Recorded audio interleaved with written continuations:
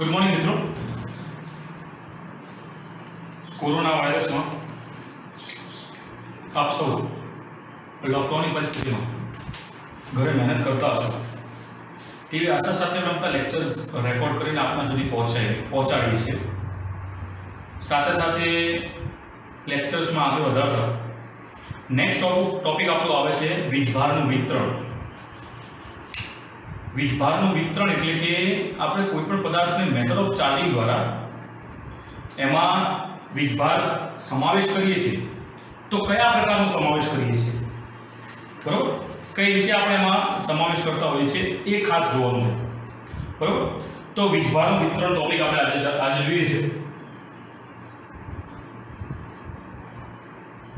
वीजभारनुं वितरण। હવે વીજભારના વિતરણમાં ખાસ કરીને આપણી પાસે બે પ્રકાર છે। વીજભારના વિતરણમાં આપણી પાસે બે પ્રકાર છે। વીજભારના વિતરણને ઇંગ્લિશમાં કહેવાય છે distribution of charges. Distribution of charges. આપણે કોઈ પણ માલ સામાન મંગાવવો હોય તો એ પહેલા ડિસ્ટ્રીબ્યુટર જોડે આવે, બરાબર। તો આપણે ડિસ્ટ્રીબ્યુટર દ્વારા ચાર્જીસનું વીજભારનું વિતરણ કરવાનું છે અને વીજભારનું જે વિતરણ કરવાનું હોય એમાં એક છે સૌથી પહેલું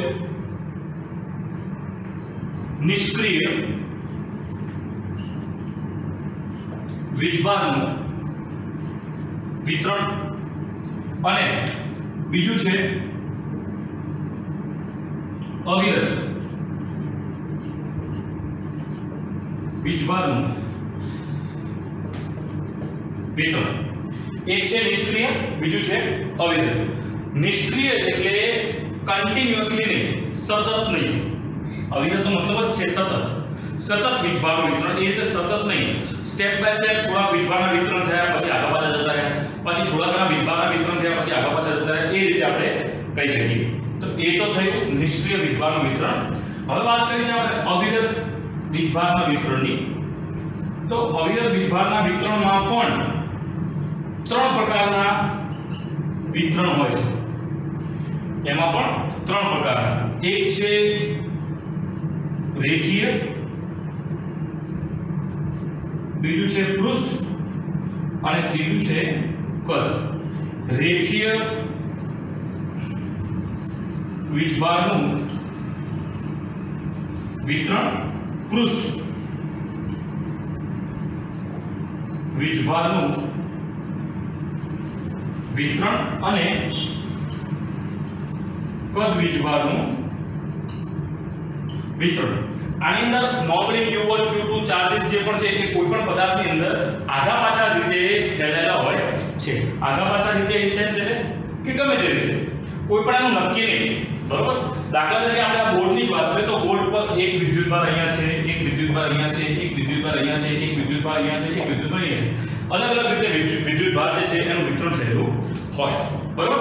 त्यारबाद हवे अविरत वीजभारना वितरण थोड़ा विस्तारपूर्वक आपणे जोईए अने आ बधे बधानुं आपणे गॉसना नियममां गॉसियन एप्लिकेशन जे आपणे जोवानी छे एनी अंदर आपणे एनो उपयोग करशुं। तो अहींया आपणी पासे आवे छे अविरत अथवा तो सतत વીજભારનું વિતરણ। એમાં સૌથી પહેલું છે રેખીય। રેખીય રેખીય મતલબ એમ થાય છે કે દાખલા તરીકે મારા પાસે કોઈ પણ એક નાનકડો વાયર છે અને એ વાયરમાં દાખલા તરીકે આપણે ચાર્જિંગ કેબલની જ વાત કરીએ। આ એક ચાર્જિંગ કેબલ છે, બરોબર। આ ચાર્જિંગ કેબલની અંદર મેં વીજભાર જે છે એનું વિતરણ કરી દીધું ગમે તે પ્રક્રિયા દ્વારા, चाहे घर्षण मेथड द्वारा, संपर्क द्वारा अथवा तो प्रेरण द्वारा, गमे ते प्रक्रिया द्वारा मैं आनी अंदर वीजभारનું વિતરણ કર્યું। હવે વીજભારનું વિતરણ જે છે એ ક્યાંથી ચાલુ થાય છે? માનો કે અહીંથી ચાલુ થઈ અને છેક સતત અહીં સુધી કન્ટિન્યુઅસલી વીજભારના વીજભાર આપેલા હોય। દાખલા તરીકે આ વાયરને હું આપણે બોર્ડ ઉપર જોડવાનો પ્રયાસ કરીએ તો આપણા પાસે કંઈક આ પ્રકારે બને। રેખીય માટે માનો કે આ જે કોઈ વાયર છે અને આ વાયર પર આપણે વીજભારનું વિતરણની વાત કરી રહ્યા છીએ। तो वायर पर वीजभारना वितरणની વાત કરીએ તો આ 1 2 3 4 5 કન્ટિન્યુઅસ, એટલે એનો મતલબ એમ કે આની અંદર સતત વીજભાર સમાયેલા છે, કે આની અંદર શું છે, સતત વીજભાર સમાયેલા છે. હવે આના આધારે આપણે એપ્લાય કરવાનું છે. તો વીજભારના વિતરણમાં જે રેખીય વિતરણ છે એનો ઘટક છે લેમ્ડા. રેખીય વિતરણનો ઘટક જે છે એ છે લેમ્ડા. અને આ એક રેખા પર છે, તો રેખા પર હોય તો રેખામાં હંમેશા કોઈ પણ મેઝરમેન્ટ લેવું હોય તો એની લંબાઈ લેવામાં આવે. તો લેમ્ડા, આની અંદર વીજભાર કેટલો સમાયેલો છે, તો માનો કે q, વીજભાર જે છે કેટલો સમાયેલો છે, q L એટલે લંબાઈ, q L એટલે લંબાઈ. તો આમાં લેમ્ડાની કિંમત થઈ q L. બરોબર. બીજું, દાખલા તરીકે આની અંદર કેટલા વિદ્યુતભાર છે એ જોવા હોય, આની અંદર કેટલા વિદ્યુતભાર છે એ જોવા હોય, અને માનો કે આપણે આનું સૂક્ષ્મ ઘટક લઈએ આ રીતનું, એના આધારે શોધવું છે. માનો કે આ વાયર જે છે એ આપણા પાસે અનંત અંતરનો છે, સૂક્ષ્મ ઘટકના આધારે શોધવો છે. તો આપણે શું શોધી શકીએ, તો લેમ્ડા બરાબર dq/dl, dq બરાબર લેમ્ડા ઇન્ટુ dl. આ લેમ્ડા અહીંયા કર્યું અને બંને બાજુ ઇન્ટિગ્રેશન લઈ લઈએ. બરોબર. અને ઇન્ટિગ્રેશન લઈ લઈએ તો અહીંયા આગળ 0 થી l સુધીની લંબાઈ. તો આના આધારે આપણે q ની કિંમત પણ શોધી શકીએ છીએ. બરોબર. રેખીય વિતરણ એનું એકમ થાય છે કુલમ પ્રતિ મીટર. વિદ્યુતભારનું કુલમ, લેન્થનું મીટર, અને સાથે સાથે આનું પારિમાણિક સૂત્ર, ડાયમેન્શનલ ફોર્મ્યુલા શું થાય છે, a1 t1 આના માટે, અને આ છે લેન્થ, લેન્થ એટલે મીટર, મીટર એટલે લેન્થ. તો લેન્થમાં -1 એટલે આપણા પાસે ડાયમેન્શનલ ફોર્મ્યુલા શું આવ્યો, a1 t1 l - 1. બરોબર છે. આ છે રેખીય વિતરણ. બીજું, દાખલા તરીકે અહીંયા આપણે l ની કિંમત તો આજે લીધી, અને આ જે રેખીય વાયર છે એ વાયર માનો કે આપણે એને વર્તુળાકાર રૂપમાં લઈએ, વર્તુળાકાર રૂપમાં લઈએ. અને અચ્છા, બીજું, કદાચ આપણે એમ વિચારતા હોઈએ કે આ વાયર છે, તો વાયરના આ ગણતરીમાં આપણે એનું આડછેદનું ક્ષેત્રફળ કેમ નથી લીધા.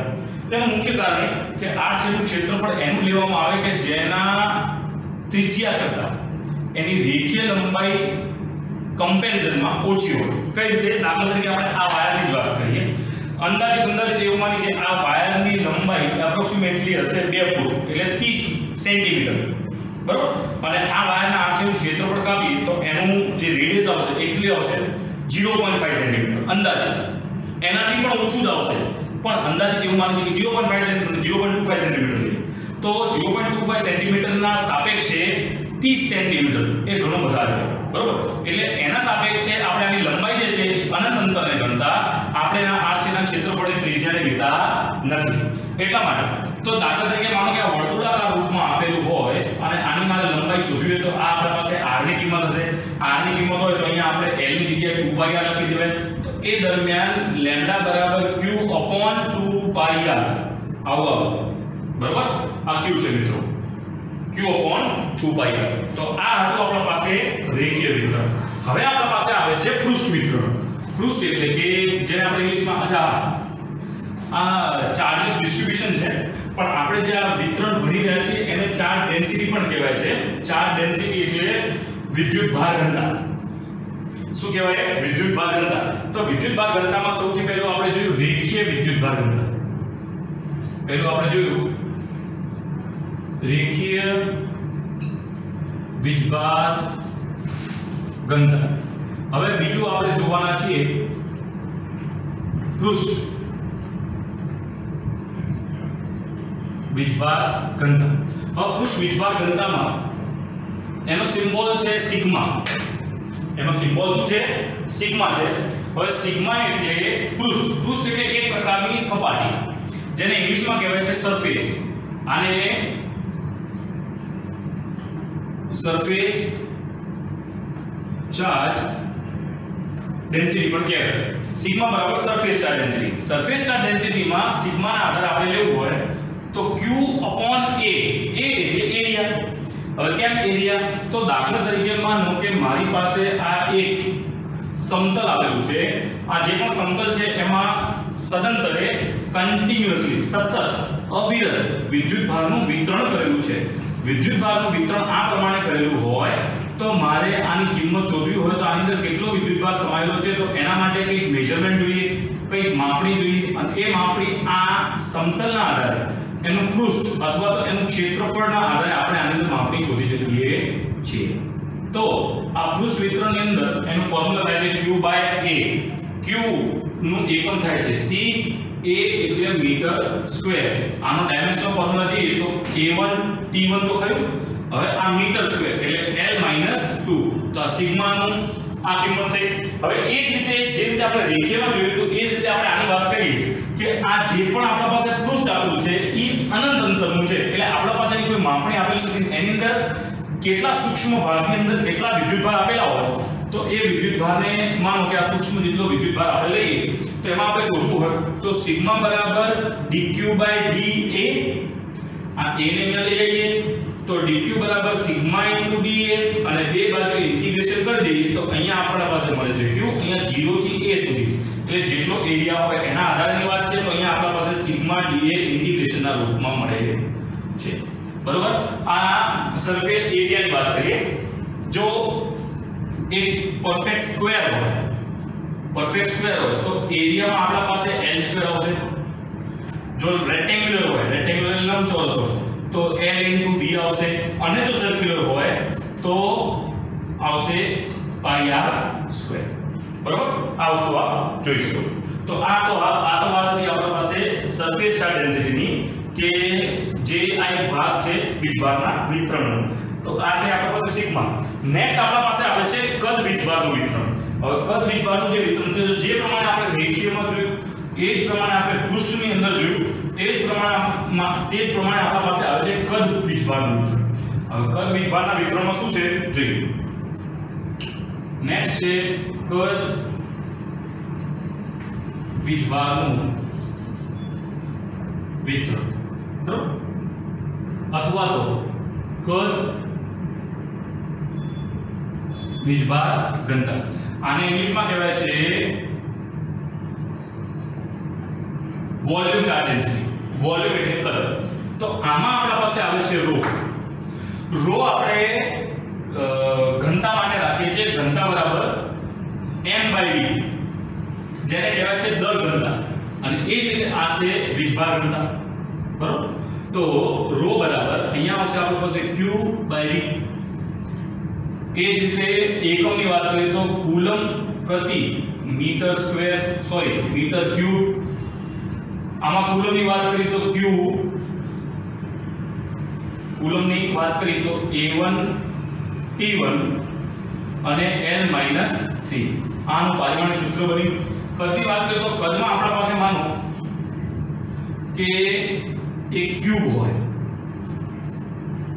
સમઘન. તો ક્યુબ હોય તો ક્યુબમાં આના આધારે આપણા પાસે આવે છે q/મીટર સ્ક્વેર. બરોબર. પછી માનો કે એક નક્કર ગોળો કે પોલો ગોળો ગમે તે એક ગોળો આપેલો હોય અને એનું કદ માટેની વાત કરીએ તો q/ એનું 4/3 πr3 આ પ્રકારે મળે રો આપણને. બરોબર.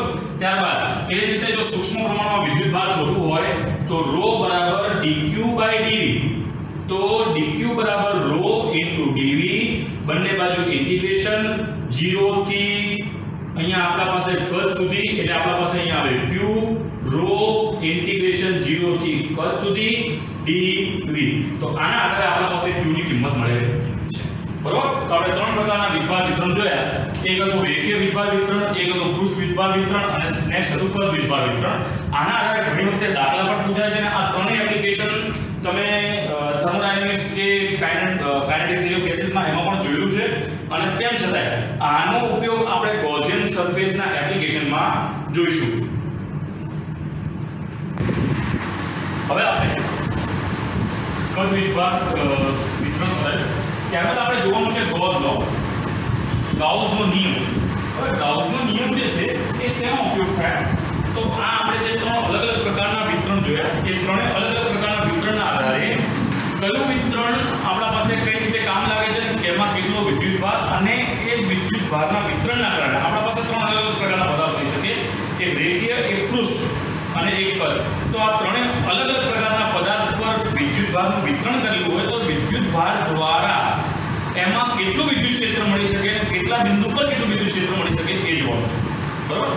તો સૌપ્રથમ આપણે જોઈએ છે ગાઉસનો નિયમ, ગૌસ લો. ગૌસ લો જે છે એના માટે એક ગાઉસિયન પૃષ્ઠ તરીકે વિચારવામાં આવે છે. દાખલા તરીકે મારા પાસે કોઈ પણ એક વિદ્યુત ભાર છે, બિંદુ પર વિદ્યુત ભાર, અને એને આપણે માનીએ છીએ અહીંયા q, બરાબર? પ્લસ q છે. હવે પ્લસ q જે વિદ્યુત ભાર જે છે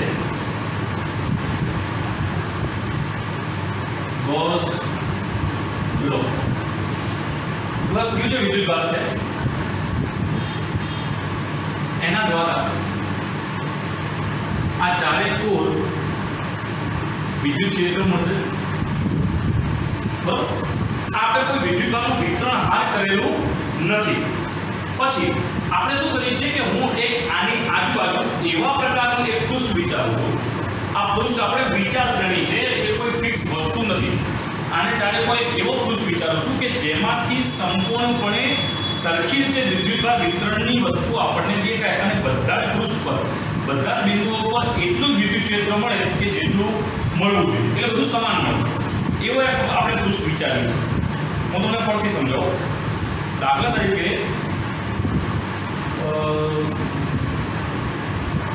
આપણા પાસે એક બલ્બ છે, બરાબર? એક બલ્બ, માનો કે એ કોરોના છે તો આપણે સેનિટાઈઝર વિચાર કરી, આ એક માનો કે બલ્બ છે, બરાબર? આ કેવો બલ્બ છે અને આ બલ્બને મેં માટલાની અંદર મૂકી દીધું. એ માટલાની અંદર ચારે બાજુ આપણે સરખી જગ્યાએ સરખા અંતરે, લોકડાઉનમાં સરખી જગ્યાએ સરખા અંતર રાખવું પડે, એટલે સરખા અંતરે કાણા પાડવું અને કાણા પાડી અને આ બલ્બ જે છે એને એક્ઝેક્ટલી એ માટલાના સેન્ટરમાં મૂકી દીધું.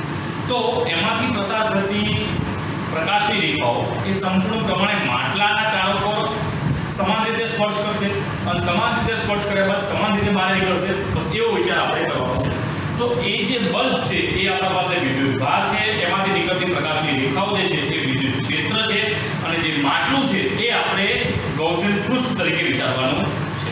તો આની વાત કરી. હવે આમાં આપણે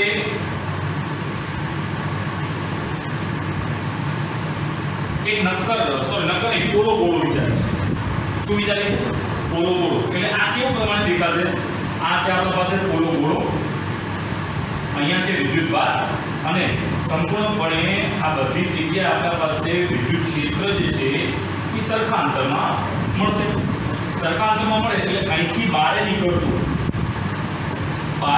વિદ્યુત ક્ષેત્ર E છે અને જે સપાટીથી બહાર નીકળે છે એ સપાટીને આપણે લઈએ છીએ dA. હવે આ dA નો ઉપયોગ કેમ કર્યો? કારણ કે આપણે આમાં ફ્લક્સનો ઉપયોગ કરવાનો છે. શેનો ઉપયોગ કરશું? ફ્લક્સનો ઉપયોગ. તો આની અંદર ફ્લક્સ એટલે ફ્લક્સ બરાબર E ડોટ dA. ફ્લક્સ એટલે શું? તો યાદ કરો, મેં તમને લાસ્ટ લેક્ચરમાં બતાવ્યું કે ઘણી બધી જે રેખાઓ જે છે એ પસાર થાય છે અને એ રેખાઓ દ્વારા આપણે કોઈ પણ એક પૃષ્ઠ વિચારીએ, એ પૃષ્ઠમાંથી કેટલી રેખાઓ પસાર થાય છે એને કહેવાય છે ફ્લક્સ. અને એ જે ફ્લક્સ છે એ ફ્લક્સ દ્વારા આપણે શોધી શકીએ કે એમાંથી કેટલી રેખાઓ પસાર થઈ એની કમ્પેરેટિવલી સ્ટ્રેન્થ કેટલી, સ્ટ્રેન્થ એટલે પાવર કેટલો વિદ્યુત ક્ષેત્ર, બરાબર? તો ફ્લક્સ બરાબર E ડોટ dA. આ છે આપણા પાસે E ડોટ dA. હવે આપણે શોધવાનું છે ફ્લક્સ. તો ફ્લક્સ બરાબર E ડોટ dA. હવે આ જે છે આ પૃષ્ઠ આપણે વિચાર્યું એનું ત્રિજ્યા આ જેટલું છે, એટલે આની વિદ્યુત ક્ષેત્ર રેખાઓ જે છે આટલા સુધી પહોંચે એટલે ક્ષેત્ર રેખાઓ માટે અંતર આવ્યા જ આવશે. આપણે ફ્લક્સ શોધવું છે તો E ની કિંમત, તો E ની કિંમત શું થશે? KQ upon r² થઈ આવી, બરાબર. હવે આપણે વાત કરીએ dA ની. હવે dA ની વાત કરો તો આ એક પ્રકારનો પોલો ગોળો છે અને પોલો ગોળોની સપાટીની વાત કરીએ તો પોલો ગોળાની સપાટી માટે 4 પાઈ r² થાય. કેટલું થાય? 4 પાઈ r². તો અહીંયા આપણે લખી દઈએ છીએ 4 પાઈ r². તો KQ upon r² into 4 પાઈ r², બરાબર છે? તો r² કેન્સલ. બીજું તમે k ની કિંમત મૂકો તો k ની કિંમત આપણા પાસે છે 1/4 પાઈ એપ્સિલોન નોટ.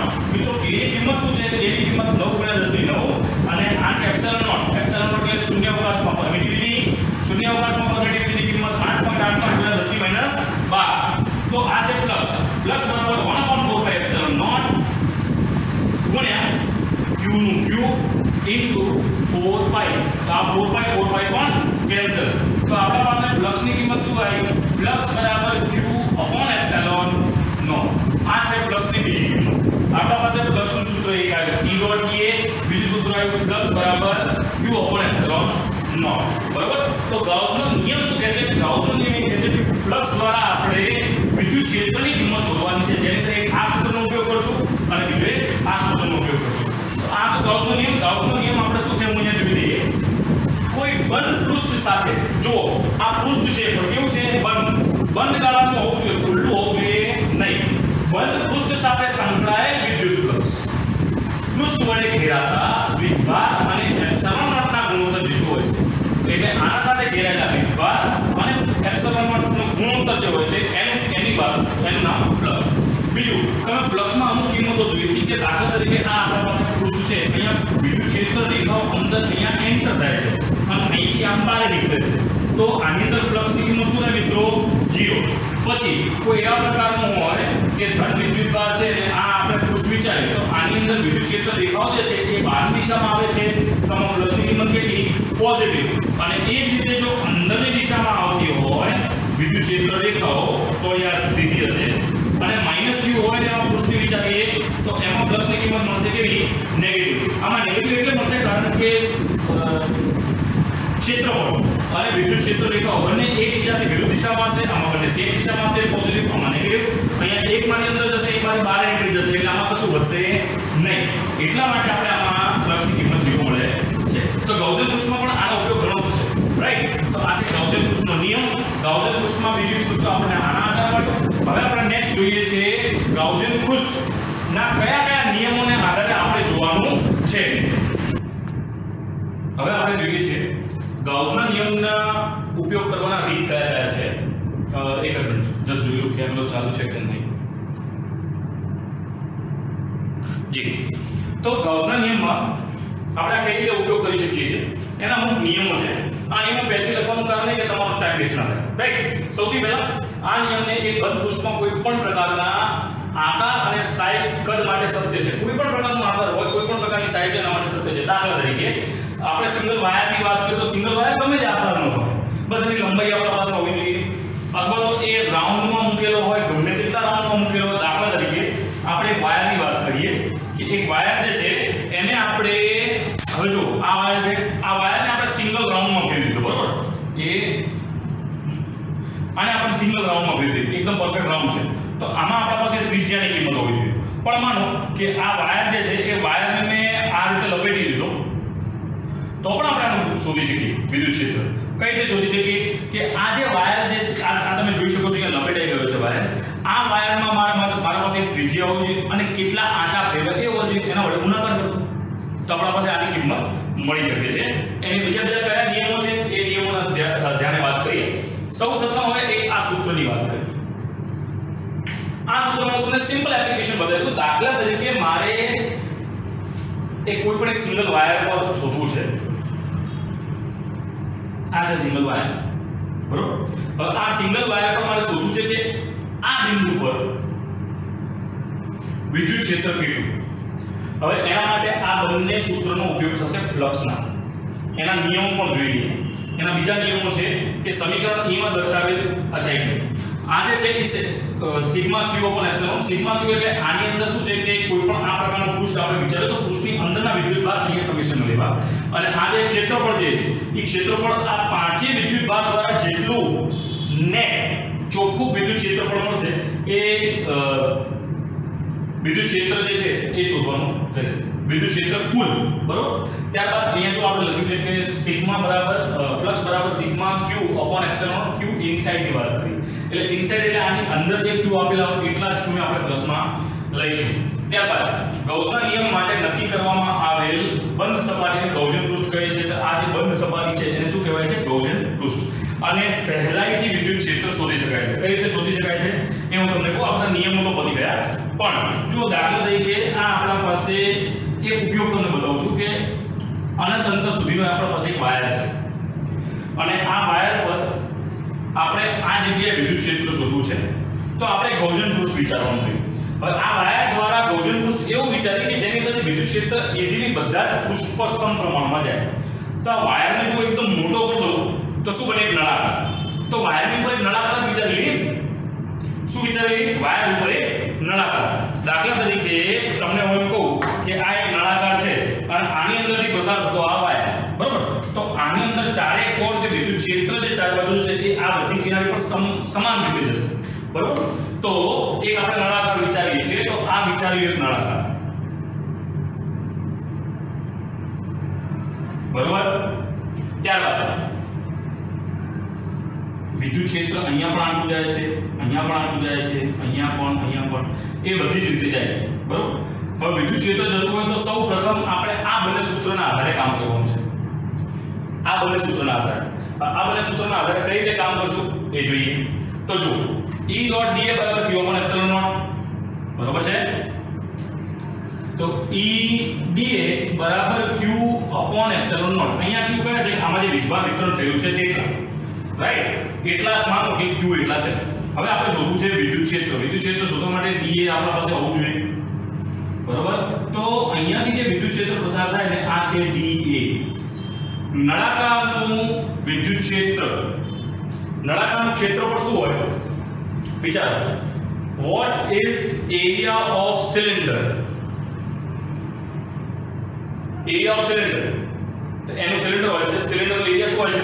વિચારો. માનો ને વિચારીને તમે લખી લેજો. E બરાબર q upon epsilon naught into dA. માનો કે આનું જે સરફેસ એરિયા હોય છે, આનું એરિયા આખી સપાટીનું 2 pi rh કેટલું હોય છે? 2 pi rh. એટલે 2 pi r l લઈ લઈએ કારણ કે આની લંબાઈ જે છે એ l જેટલી છે. તો આપણા પાસે ત્રણ પ્રકારના અલગ અલગ ફ્લક્સ મળશે. એક ફ્લક્સ મળશે અહીંયા, બીજું ફ્લક્સ મળશે અહીંયા, ત્રીજું ફ્લક્સ મળશે અહીંયા. આ બંને ફ્લક્સ 0 થશે. કેમ 0 થશે? કારણ કે વિદ્યુત ક્ષેત્રની દિશા આ બાજુ છે અને ક્ષેત્રફળની દિશા આ બાજુ, બંને વચ્ચે 90 અંશનો ખૂણો. E dot dA E a cos theta cos 90 0. એટલે અહીંયા પણ 0, અહીંયા પણ 0, ખાલી અહીંયા કને આપણને ફ્લક્સ મળશે.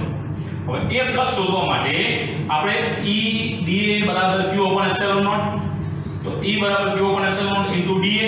તો હવે આપણે E ની વાત કરીએ તો q upon epsilon naught dA. તો આ dA જે છે એ હંમેશા ગાઉસિયન પૃષ્ઠનું ક્ષેત્રફળ લેવાનું. કોણ લેવાનું? ગાઉસિયન પૃષ્ઠનું ક્ષેત્રફળ. ગાઉસિયન પૃષ્ઠનું ક્ષેત્રફળ લઈએ તો અહીંયા આપણા પાસે આવે છે 4 pi rl. શું આવ્યું? 4 pi rl. હવે તમારે એક વસ્તુ વિચારવી હોય તો તમે આવું વિચારી પણ શકો છો કે q upon 4 pi epsilon naught rl થાય આવો. તો E બરાબર, સોરી ઉપર લખી અહીંયા, E બરાબર kq upon r into l. હવે આપણે q ની વાત કરીએ મિત્રો. કોની વાત કરીએ? q ની વાત કરીએ તો q ને આપણે અહીંયા લખી શકીએ છીએ કારણ કે આ છે એક રેખીય પૃષ્ઠ વિતરણ. તો q બરાબર લેમ્ડા into l. q ની કિંમત શું થાય? Lambda into l. તો E બરાબર k. તો lambda into l upon r into l એટલે l કેન્સલ. તો E ની કિંમત શું આવી? Lambda 4 pi epsilon naught into r. તો આ આપણે E ની કિંમત મળી કેટલે પોઈન્ટ પર? આ પોઈન્ટ પર મળી, બરોબર? તો આ ગૌસિયન પૃષ્ઠનો એક નાનો એક્ઝામ્પલ મેં તમને બતાવ્યો કે જે તમે આ રીતે પણ શોધી શકો છો. તો આ નિયમો કયા છે ફરીથી એકવાર વાંચી લઉં છું. આ નિયમો એક બંધ પૃષ્ઠના કોઈ પણ પ્રકારના આકાર અને સાઈઝ કે કદ માટે હોય છે. કોઈ પણ પ્રકારનો આકાર હોય, કોઈ પણ પ્રકારની સાઈઝ હોય, પૃષ્ઠ હોય, કદ હોય, એમાં તમે આ નિયમના આધારે વિદ્યુત ક્ષેત્ર શોધી શકો છો. એના માટેનું સૂત્ર જે છે એ ફ્લક્સનું સૂત્ર છે. Surface for E dot dA બરાબર sigma q upon epsilon naught. આ વીજભાર બંધ પૃષ્ઠ માટે ગમે તે સ્થાને હોઈ શકે. એટલે આની અંદર મુકાય ગમે તે સ્થાને હોઈ શકે. કોણ? વીજભાર.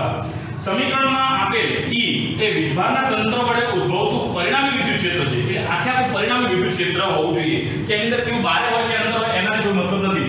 એમાં E તો q1 q2 q3 q4 q5 વડે આની વિચાર કરીએ તો એના ઉપરના થતા E ચોખાની કિંમત હોય છે. એટલે આના દ્વારા મળતા ચિહ્ન ની કિંમત આપણને મળે છે. બીજું અહીંયા આપણે જે q ની કિંમત લઈ છે, q ની કિંમત ખાલી પૃષ્ઠના અંદરના વિદ્યુતભાર લેવાના છે, બહારના નહીં. પછી ગાઉસના નિયમ માટે નક્કી કરવામાં આવેલ બંધ પૃષ્ઠને એક તો બંધ ગાળાનો હોવું જોઈએ. ખાસ કરીને આટલું યાદ રાખજો, એ ખુલ્લું ના હોવું જોઈએ. એટલે દાખલા તરીકે આ નળાકારની વાત કરીએ તો નળાકાર પર બંધ ગાળા, બરોબર? તો એને ગાઉસિયન પૃષ્ઠ કહેવાય છે. એટલે આ આપણે જે સિલિન્ડર વિચાર ગાઉસના નિયમ દ્વારા E સહેલાઈથી શોધી શકાય છે. ધેટ મીન્સ આના દ્વારા આપણે E ની કિંમત સહેલાઈથી શોધી શકીએ. એના માટે એક જ નિયમ યાદ રાખવાનો કે આ બે સૂત્રનો ઉપયોગ કરવાનો. આ બે સૂત્રની અંદર dA એ હંમેશા ગાઉસિયન પૃષ્ઠનું ક્ષેત્રફળ આવશે. અહીંયા Q, આ Q ની કિંમત જે પ્રકારનું વિતરણ એ પ્રકારની કિંમત મૂકવાની. અહીંયા રેખીય વિતરણ છે તો લેમ્ડાના આધાર આવશે, પૃષ્ઠ વિતરણ તો પૃષ્ઠના આધાર આવશે, કદ વિતરણ તો કદના આધાર આવશે. અને આની કિંમત ઇનસાઇડના જ બધા વિદ્યુત ક્ષેત્ર વીજભાર હોવા જોઈએ. અપોન એપ્સિલોન નોટ અને આમાં તમે E ને કરતા બનાવો, તમારા પાસે E ની કિંમત મળી જાય. બરોબર.